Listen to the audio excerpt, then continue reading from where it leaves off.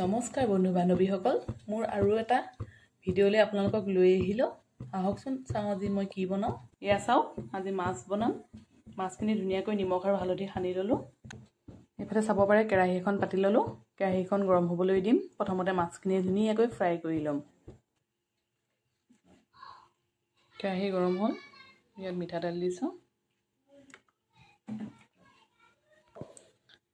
চাব পাৰে তেলখিনি ধুনীয়াকৈ গৰম হ'ল এটা ইয়াত ধুনীয়াকৈ মাছখিনি ভাজি দিম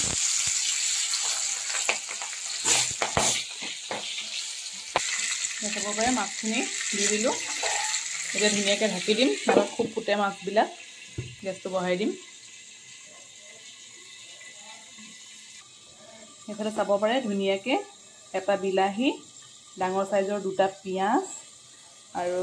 এটা কেঁচা জলকীয়া আৰু এটা শুকান জলকীয়া ধুনীয়াকৈ এখিনি পেষ্ট বনাই লৈছো আৰু লগতে একক বিলাহী এটা টুকুৰা টুকুৰকৈ কাটি লৈছো এয়া চাব পাৰে এটা সাইডে হৈছে এটা পিছলৈ উলিয়াই দিম খুব ফুটে খালি ইটো সাইডলৈ উলিয়াই লৈ মানে চাব পাৰে মাছখিনি ভজা হৈ গৈছে এতিয়া ধুনীয়াকৈ উঠাই লম এতিয়া ইয়া তেলতে এই ডাঙৰ ডাঙৰকৈ কাটি থোৱা বিলাহীকেইটা অকণমান ফ্ৰাই কৰি লম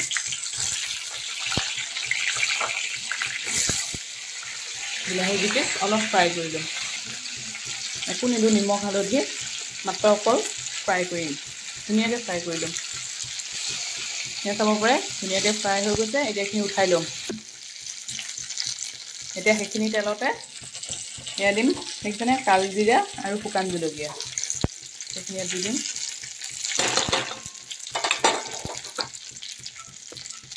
সেইখিনি ধুনীয়াকৈ ফ্ৰাই হ'বলৈ দিম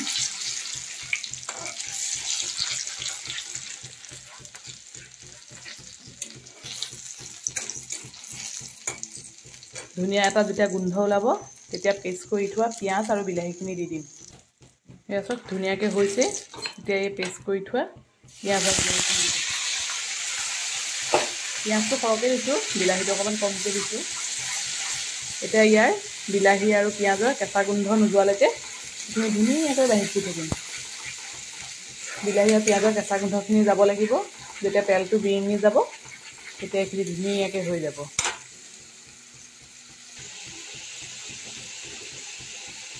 ইয়াত দিম নিমখ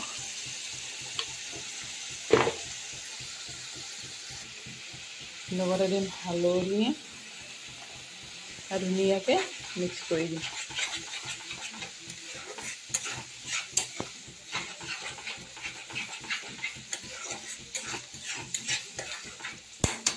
অলপ দি ঢাকি দিম ঢাকি পেলাই ধুনীয়াকৈ তেল ওলোৱালৈকে সিজিম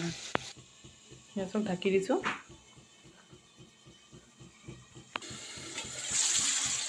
চাব পাৰে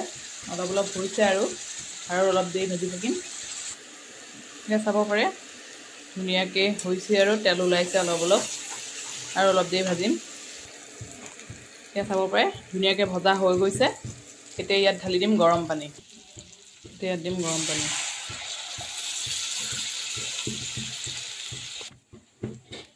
ইয়াত লগতে ভাজি থোৱা বিলাহীখিনিও দি দিলোঁ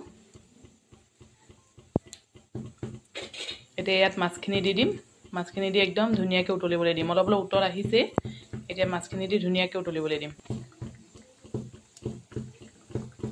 গেছক এতিয়া মাছখিনি দি দিম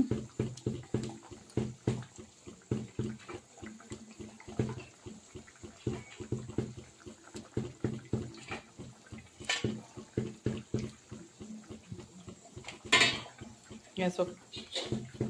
এতিয়া ধুনীয়াকৈ উতলিছে আৰু অলপ দেৰি এনেকৈ উতলি থাকিবলৈ দিম আৰু মোৰ মাছৰ জোল ৰেডি হৈ যাব আপোনালোকে যদি মোৰ ভিডিঅ'বোৰ ভাল পায় তেতিয়াহ'লে মোৰ পেজটো ফ'ল' কৰি দিব আকৌ আহিম অন্য এটা ৰেচিপি ভিডিঅ'লৈ আপোনালোকৰ মাজলৈ ধন্যবাদ